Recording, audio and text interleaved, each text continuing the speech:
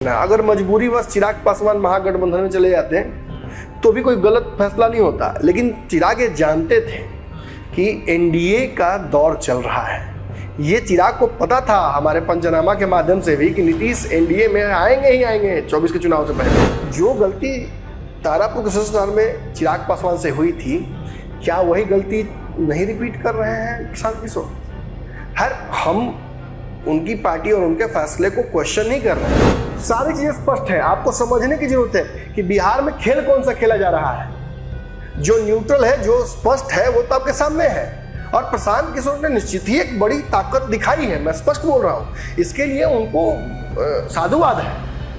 ये उपचुनाव नहीं लड़ते तो कोई सवाल नहीं पूछता, मैं भी नहीं पूछने वाला था, ठीक है, ऑल गुड। लेकिन अब ये टैग और इससे आप चुनाव जीतने वाले नहीं है। खुद आपको मजबूत प्रत्याशी पूरे बिहार में चाहिए। जिस वक्त ये भ्रम टूट जाएगा कि प्रशांत किशोर जाने से कोई फायदा नहीं है, हम अकेले ही लड़के जीत जाएंगे, ज़्यादा अच्छा वोट लाएंगे, वो भ्रम कि प्रशांत किशोर का कोई वोटे कोर नहीं है। जितना हम लाए थे निर्दलीय लड़के उतना ही तो लाए हैं प्रशांत किशोर के साथ भी, कम लाए, तो अब गड़बड़ा है। यहाँ खोदा पहाड़ निकली चूहिया, उतारे ऐसा प्रत्याशी किसी को जन्म नहीं करता है। एक गोली से एक आदमी को खत्म करते हैं। पाकिस्तान और चाइना से और जिता दिए थे। पनोरमा ग्रुप, जो सोचता है वो करता है। नमस्कार, भारत लाइव देख रहे हैं आप। जांच पड़ताल करने एक बार फिर से बैठे अपने संपादक डॉक्टर नमन मिश्रा सर के साथ में। बिहार में 4 सीटों पर उपचुनाव का ऐलान हो चुका है। 13 नवंबर को चुनाव होंगे और 23 को इसके परिणाम भी आ जाएंगे। और इस चारों सीटों पर मंथन सभी पार्टियों ने शुरू कर दिया है। उम्मीदवारों के नाम अब धीरे धीरे सामने आ रहे हैं। एनडीए गठबंधन, महागठबंधन और अब बिहार में जनसुराज पार्टी भी अपने उम्मीदवार उतार रही है। प्रशांत किशोर की पार्टी जनसुराज ने आज तरारी विधानसभा सीट पर अपने एक उम्मीदवार के नाम फाइनल कर दिए। प्रेस कॉन्फ्रेंस किया उन्होंने और पूर्व के लेफ्टिनेंट जनरल रहे हैं एसके सिंह, उनका नाम सामने कर दिया है। लेकिन क्या प्रशांत किशोर ने बड़ी गलती कर दी है? इससे किसे फायदा होगा? क्या प्रशांत किशोर इससे डैमेज हो जाएंगे? मजबूत स्थिति मिलेगी? अभी तो सिर्फ तरारी का ही उन्होंने नाम अनाउंसमेंट किया है। बाकी के 3 सीटों पर किसके नाम को आगे रखेंगे? इससे तेजस्वी को कितना फायदा घाटा होगा? भारतीय जनता पार्टी क्या करेगी? इन तमाम विषयों पर जांच पड़ताल करवाने के लिए सर के साथ जुड़ गए हैं। उपचुनाव में प्रशांत किशोर के साथ ब्लंडर हो गया है, लेकिन प्रशांत किशोर तो सर ने ब्लंडर कर दिया है। अच्छा, प्रशांत किशोर ने ब्लंडर कर दिया, कैसे? ऐसा मतलब परसेप्शन बन रहा है। कैसे सर? देखिए, आपको याद होगा जब भी मैं प्रशांत किशोर के बारे में विश्लेषण करता हूँ लार्जर स्केल पे, तो मैं अक्सर आपको ये बात बोलता हूँ, दर्शकों को भी, कि चिराग पासवान के ही पैटर्न पर ये जा रहे हैं, कोई बहुत इधर उधर जा नहीं रहे हैं। अच्छा। कल तो मैंने बाबा साथ बातचीत के दौरान ये बताया था कि गाँव में कभी कभी देखिए बारिश जब बहुत हो जाती है तो मेन जो रोड होता है वो नहीं दिखता है, तो लोग पगडंडी से जाते हैं। लेकिन कौन सी पगडंडी पकड़नी है? पगडंडी तो बहुत सारी होती हैं, जिस पर चल के कुछ लोग चले जाते हैं और फिर उसको चलते घास वहाँ खत्म हो जाती है, उस पर लोग चलता है, चल देता है और लोग चलिए हाँ ये रास्ता बन गया है, ठीक है रास्ता यहाँ से। तो जिस रास्ते 2020 में चिराग पासवान चले थे, उस रास्ते से चिराग सफल हुए कि नहीं कोई जरूरी नहीं है। जो पहले गया वो पहुंचा कि नहीं अपने गंतव्य तक नहीं पता, लेकिन पीछे वाला उसी पगडंडी को पकड़ता है सेफ्टी के लिए। बिहार में बहुत एक्सपेरिमेंट की गुंजाइश भी नहीं है, ये प्रशांत किशोर भी मानते हैं, चिराग पासवान तो ये जानते हैं कि उन्होंने किया है, बाकी पार्टियां भी जानती हैं। अब रही बात प्रशांत किशोर, तो फिर इतनी हिम्मत कैसे जुटाते हैं? आज उपचुनाव में प्रत्याशी एक उतार दिया, 2-3 दिनों में बाकी जगहों पर भी प्रत्याशी उतार देंगे। वो 4 सीटें हैं टोटल, चारों में से लगभग 4 सीटें हैं, नहीं, एक सीट केवल एनडीए की थी, जो इमामगंज, जो मांझी जीत कर यहाँ से गए हैं। बाकी सभी पर तो महागठबंधन ही था। लेकिन इन 4 सीटों के समीकरण को ध्यान से अगर आप देखिएगा तो आपको समझ में आएगा कि इन पर महागठबंधन थोड़ा भारी पहले से भी है। जितने लोग जीते हैं सभी लगभग मेजोरिटी महागठबंधन से ही जीते हैं। मतलब उनका मतलब वहाँ पर लीडिंग पावर ज़्यादा है। हाँ, सब में। लेकिन प्रशांत किशोर की राजनीति, जो मैं बार बार कह रहा हूँ, चिराग पासवान के राजनीति पर आधारित होकर बढ़ी है। कायदे से एक बहुत बड़ा एलिमेंट ऑफ सरप्राइज प्रशांत किशोर के पास था। विधानसभा चुनाव में एक बैग उतरते तो ज़्यादा लोग उनके साथ जुड़ते। आज अगर वो उपचुनाव लड़ते हैं, 4 सीटों पर बहुत अच्छा रिजल्ट नहीं आता है, तो एक तरीके से जो भ्रम बन रहा है या एक माउथ टू माउथ ही प्रमोशन हो रहा है कि चिराग पासवान प्रशांत किशोर बहुत अच्छा करने वाले हैं, तबाही मचा देंगे, वो भ्रम टूट जाएगा। लेकिन तो वो तो कह रहे हैं कि 23 को जब रिजल्ट आएगा तब आप देख लीजिए। ठीक है, ये भी हो सकता है कि मैं वही आ रहा था कि ये भी हो सकता है कि प्रशांत किशोर बहुत अच्छा रिजल्ट लेके आ जाए, 4 में 4 जीत जाए। लेकिन जितनी मेरी पत्रकारिता की रही है समझने की रुचि और या समय जो मैंने दिया है, अब देखिए मैं बिहार के उन बिके हुए पत्रकारों में से नहीं हूँ जो चींटी को डायनासोर बता देंगे, डायनासोर को चींटी बता देंगे, वो होने वाला है नहीं। मतलब हाइप क्रिएट। प्रशांत किशोर की आवश्यकता बिहार की राजनीति को है। प्रशांत किशोर जैसे किसी भी व्यक्ति की जो अलग विचारधारा लेकर आते हैं उनकी आवश्यकता है और सबका वेलकम होना चाहिए। लेकिन प्रशांत किशोर ने अपने दम पर कभी कुछ ऐसा अचीव नहीं किया है पॉलिटिक्स में जिसकी वजह से ये कहा जाए कि प्रशांत किशोर तबाही मचाने वाले हैं। अगर वो केवल सर्वाइव भी कर जाएंगे फिलहाल राजनीति में तो यही बड़ी उनकी जीत होगी। प्रशांत किशोर आने वाले 10-15 सालों में बिहार में एक महत्वपूर्ण हिस्सेदार हो सकते हैं राजनीतिक, लेकिन इतने दिन संघर्ष प्रशांत किशोर कर लेंगे ये मुझे इस बात पर बहुत शक है। ऐसे कई एग्जाम्पल्स आए हैं और गए हैं, सर्वाइव करना मुश्किल। हाँ, और मैंने जब कहा कि चिराग पासवान के पगडंडी पर ही चल रहे हैं तो उसका एग्जाम्पल मैं आपको दे देता हूँ। चिराग पासवान जब 2020 में चुनाव लड़े और नीतीश कुमार को उन्होंने डैमेज किया, उसके बाद एनडीए से वो अलग ही हो गए एक तरीके से। भाजपा ने बहुत भाव नहीं दिया, पार्टी तोड़ दी गई, चाचा अलग हो गए, सारे सांसद टूट गए। उसके बाद उपचुनाव एक आया तारापुर कुशेश्वर स्थान का। इन दोनों उपचुनाव में आपको याद होगा चिराग पासवान अकेले लड़े थे। मुझे बताने की जरूरत नहीं है कि वोट क्या आया था चिराग पासवान को, आप देख सकते हैं, सर्च कर लीजिए। और चिराग पासवान के पास तो स्टैटिक वोट बैंक था, एक वोट था उनके पास बैंक, तब उनकी स्थिति ये हुई। उससे सीख क्या ली चिराग पासवान ने, क्या सीख ली? उन्होंने सोचा कि अब मतलब अलग रहने में कोई फायदा नहीं है, साथ आ जाते हैं। अब थोड़ा कम बेसी या हिचक झिझक भी करके एनडीए के साथ ही रहना है या किसी गठबंधन के साथ रहना है। अगर मजबूरीवश चिराग पासवान महागठबंधन में चले जाते हैं तो भी कोई गलत फैसला नहीं होता। लेकिन चिराग ये जानते थे कि एनडीए का दौर चल रहा है, ये चिराग को पता था हमारे पंचनामा के माध्यम से भी कि नीतीश एनडीए में आएंगे ही आएंगे 24 के चुनाव से पहले, और वही हुआ। चिराग पासवान ने सही चीज़ों को एनालाइज किया और सही तरीके से सही जगह पहुंच गए। आज एनडीए में संतुष्ट हैं, उनके सांसद भी वापस उनको मिल गए, बड़ी डिफरेंस जीत भी हुई है, केंद्रीय मंत्री भी हैं, अब उनको समस्या नहीं है, मिला जुला कर सीट भी ले लेंगे विधानसभा में ठीक ठाक। और अब राजनीति उनकी चल पड़ी है, अब बैकफुट पे नहीं आएंगे। अब अगर वो भाजपा के सामने कभी अड़ते भिड़ते भी हैं तो it is just for sake of politics, sake of pressure politics, और कुछ नहीं है। वो कहीं जाने वाले नहीं है, कोई तेजस्वी के साथ उनके गठबंधन नहीं होना है। तेजस्वी के साथ गठबंधन अगर करना पड़ता ना तो उससे बढ़िया मैं दावे के साथ आपको कह रहा हूँ चिराग पासवान अकेले लड़ते चुनाव इस बार भी लोकसभा। स्पष्ट बता रहा हूँ आपको, अगर भाजपा नहीं उनको साथ रखती तो ऐसी स्थिति यही होता है। एग्जैक्टली तेजस्वी के साथ नहीं जाते, असंभव था। तेजस्वी के पास तो ऑफर बहुत थे, चिराग पासवान हाँ, इतना ऑफर दिया, कहाँ के ऑफर स्वीकार किया? चिराग पासवान के साथ क्या नहीं हुआ? घर, मकान, दुकान, पिताजी की मूर्ति सब तो हुआ खाली, और चिराग ने सब भूल गए। आज वही चिराग पासवान जब स्थिति ठीक हुई तो भाजपा के सामने कहीं कहीं अड़ रहे हैं। कल तो भाजपा उनको पटक रही थी, तब कुछ अड़ ही नहीं रहे थे भाजपा के सामने, कहते नहीं हम हनुमान है मोदी के। सोचिएगा, याद कीजिएगा। देखिए यही राजनीति में इसको अडेप्टेशन बोलते हैं, मौका परस्ती बोलिए, अडेप्टेशन बोलिए, या इसको इवोल्यूशन बोलिए। चिराग ने अपनी राजनीति में इवोल्यूशन किया और बदलाव की वजह से आज वो बहुत महत्वपूर्ण जगह पर हैं। और बिहार में लगता है कि भाजपा और नीतीश कुमार के बाद तीसरे नंबर की बड़ी पार्टी चिराग पासवान की पार्टी बनने जा रही है।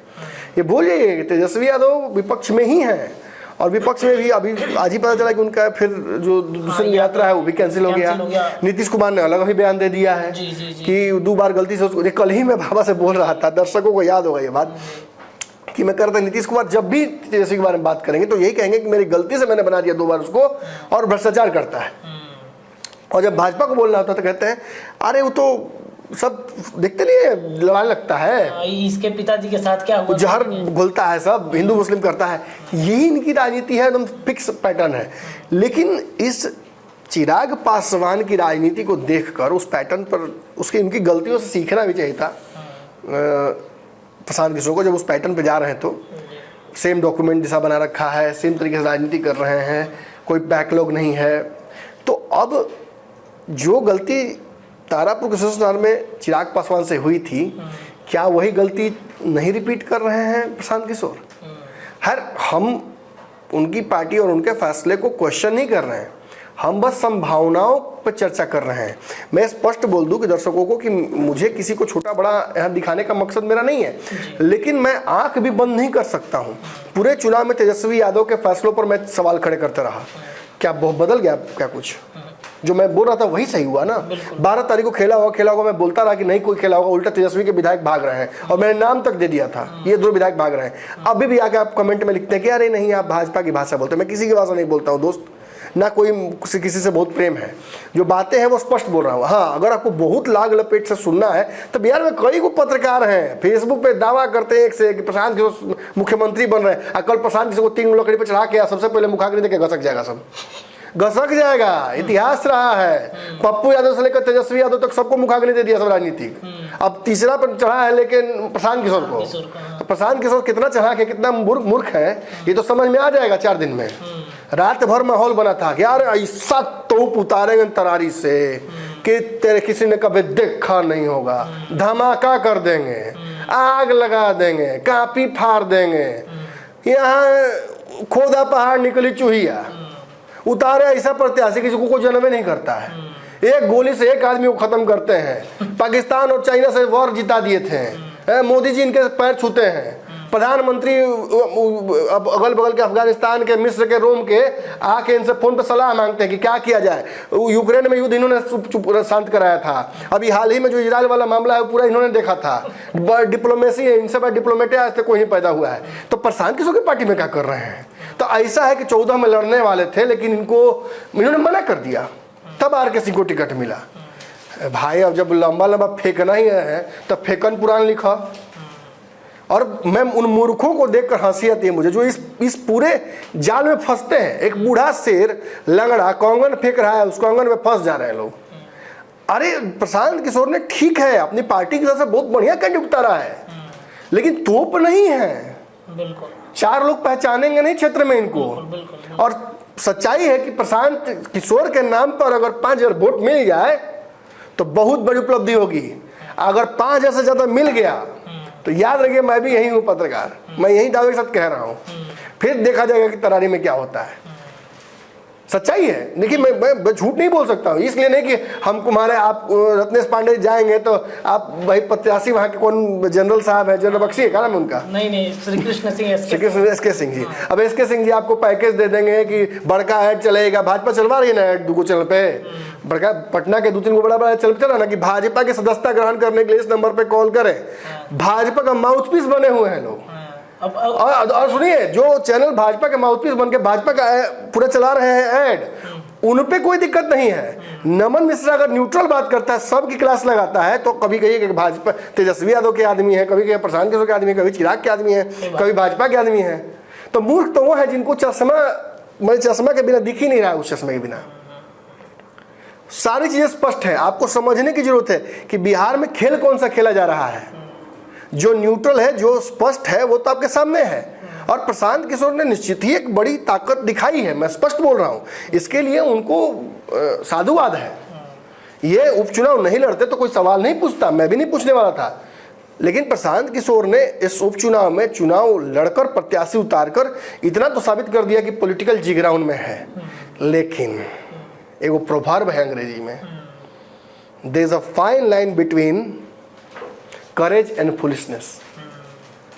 चालाकी और जाबाजी में एक बहुत पतली सी लकीर है।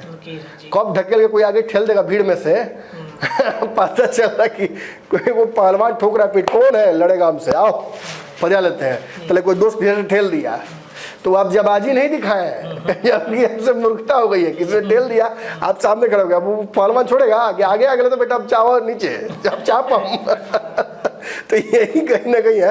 अब प्रशांत किशोर आगे तो आ गए हैं, लेकिन मैंने एक पैटर्न बता दिया। चिराग पासवान इसी पैटर्न के तहत काम कर रहे थे। अगर इसके बाद चिराग पासवान इस उपचुनाव के बाद समझ नहीं पाते, उनकी बुद्धि नहीं खुलती, तो समझ लीजिए प्रशांत किशोर से ज्यादा बुरी स्थिति में आज चिराग पासवान होते हैं। और लेकिन जी अब चिराग पासवान और प्रशांत किशोर में क्या अंतर है? देखिए, आप कहिए कि तो ठीक है तो है सर, चिराग की तरह प्रशांत भी लड़ जाएंगे चुनाव, अगर गड़बड़ा जाएगा तो कोई दिक्कत नहीं है, फिर सोचेंगे आगे की राजनीति। नहीं, बात स्पष्ट है, Chirag Paswan was always adamant कि मैं मोदी का हनुमान हूं, मैं एनडीए में ही रहूंगा। मीडिया मैनेजमेंट अलग चीज़ है कि सौरभ पांडे है उड़ा देश खबर की अरे जा रहे हैं चिराग पासवान एथी में, मीडिया मैनेजमेंट करके सौरभ पांडे चिराग जी के उस समय के जो सलाहकार थे, अभी वो टचे में है शायद लोग, तो उड़ा देते थे खबर सौरभ पांडे के, देखिए चले जाएंगे चिराग पासवान तेजस्वी के साथ, देखिए तेजस्वी से मिलवाने चले गए। तो जे इस खेल में फंसता से फंसे, जे रणनीति में फंसता, हम लोग इसके ऊपर समझ लेते हैं चीज़ों को। अब सच्चाई यही है कि आप जो सवाल चाहते पूछना चाहिए था आपको कि तो चिराग पासवान ने गलती से सीख ली ना, तो प्रशांतों के साथ सीख लेंगे। वही मैं आ रहा था कि तो प्रशांत किशोर को ये हड़बड़ी क्या दिक्कत क्या है? और ये भी तो हो सकता है कि बीजेपी भी कहे कि अच्छा ठीक है लड़ लीजिए, 4 सीट देख लेते हैं विधानसभा में, आपकी मटिया पलीद हो जाएगी। यही तो बात है। तो जब चिराग ने उस गलती से सबक ले लिया तो क्या प्रशांत किशोर नहीं ले लेंगे? ले लेंगे। लेकिन प्रशांत किशोर के लिए दोनों गठबंधन हाथ जोड़कर इंतजार नहीं कर रहे हैं। या प्रशांत किशोर ने ये लगभग स्पष्ट कर दिया कि वो गठबंधन की राजनीति नहीं करेंगे। इसलिए road to redemption is very distant for Prashant Kishor. Prashant Kishor के लिए इतना आसान नहीं होगा इस चुनाव में गिर जाने के बाद फिर उठना, क्योंकि मैं आपको दावे के साथ कह रहा हूँ प्रशांत किशोर की ताकत असली क्या है।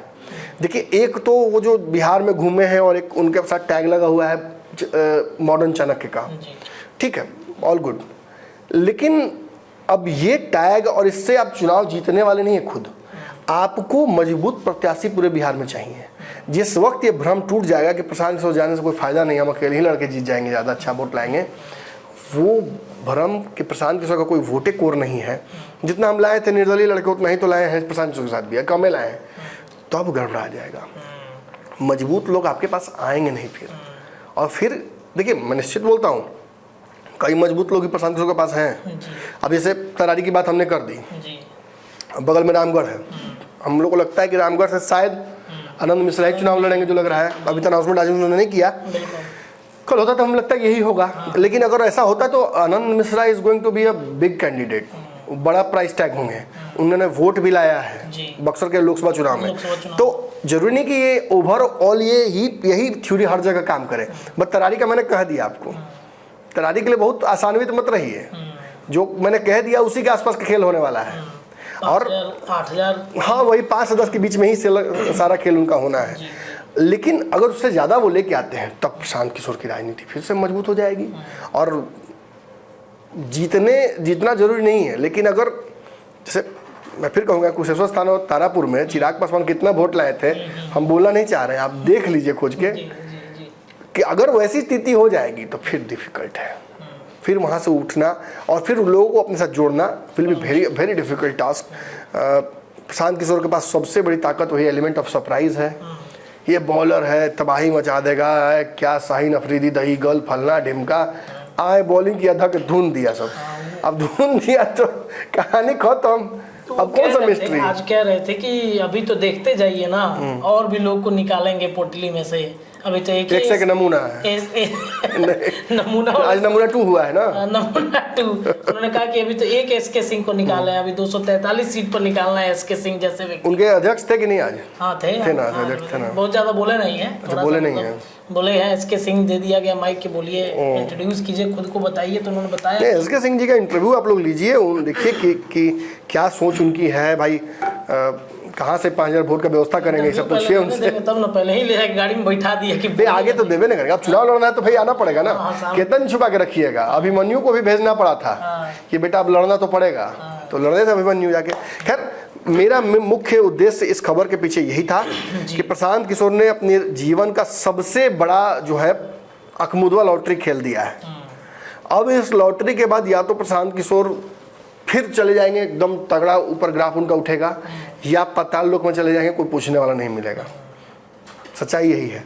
और देखिए, जो प्रशांत किशोर के लिए इस समय तगड़ा बैटिंग कर रहे हैं मीडिया से एक आदमी, उनका ट्रैक रिकॉर्ड ऐसा ही रहा है आज तक। जिसका छुए है ना, मतलब है तो जाति के ब्राह्मण ही, तो ब्राह्मण तो पता ही है आपको कि शादी विवाह शुभ कार्यों में बुलाया जाता है, लेकिन जब वो किसी का कार्य छूते हैं शुभ ना, तो शादी में जाते हैं तो वहीं पे वो करा के भी श्राद्ध भी करा के आते हैं। पॉलिटिकल ये उनका टैलेंट है, कई लोगों का करा के आए हैं। तो इस बार भी हमको लग रहा है कि ऐसा कुछ भगवान न करे, क्योंकि देखिए बिहार में एक तीसरे मोर्चे की मजबूत की आवश्यकता है। एक ढाक के 3 पात इधर इधर इधर टॉस हो रहा है, कभी हेड कभी टेल, कभी हेड कभी टेल।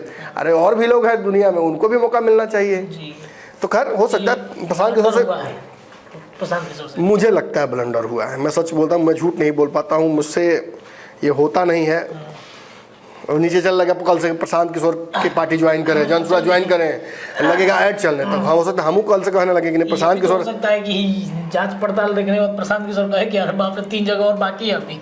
नहीं प्रशांत में एक खासियत यही है, वो हटेंगे नहीं पीछे, मतलब और मजबूत कैंडिडेट दे देंगे हो सकता है। हाँ ये हो सकता है कि अब नमन मिश्रा गलत साबित करने के लिए कुछ तो करना पड़ेगा ना। कैंडिडेट वहां पे उतार देंगे। नहीं और भी उपाय है, नीचे ऐड चलने लगेगा अगले कल से कि जनसुरा ज्वाइन कीजिए, इस नंबर पे कॉल कीजिए, तो हो सकता है प्रशांत किशोर मुख्यमंत्री बन जाए।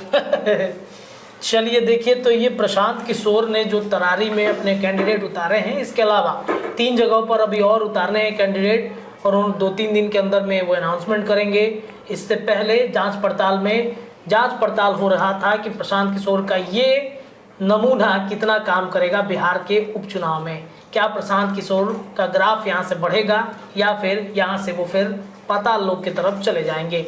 ये देखना बड़ा दिलचस्प होगा कि अगला कैंडिडेट प्रशांत किशोर का कौन होता है, क्या होगा बिहार की राजनीति में। इस पर लगातार जांच पड़ताल जारी रहेगा। फिलहाल के लिए इतना ही। देखते रहिए भारत लाइव, आपको खबरें यहाँ से लगातार मिलेंगी। बहुत बहुत धन्यवाद। पनोरमा ग्रुप, जो सोचता है वो करता है। अगर ये वीडियो पसंद आई और वह बिहार के राजनीति और बिहारियत से सरोकार रखेनी तो सब्सक्राइब बटन दबा के चैनल के सब्सक्राइब कर ली। ओजे एगो घंटी बा, ओकरा बटन दबा देला से कुल सटीक और मारक खबर रुआ मुफ्त में मिल जाई। अगर रुआ पत्रकारिता के हमनी के नया प्रयोग में सहयोग कर चाहतानी तो ज्वाइन बटन दबा दी। पेटीएम नंबर नोट कर ली 9386816700। धन्यवाद।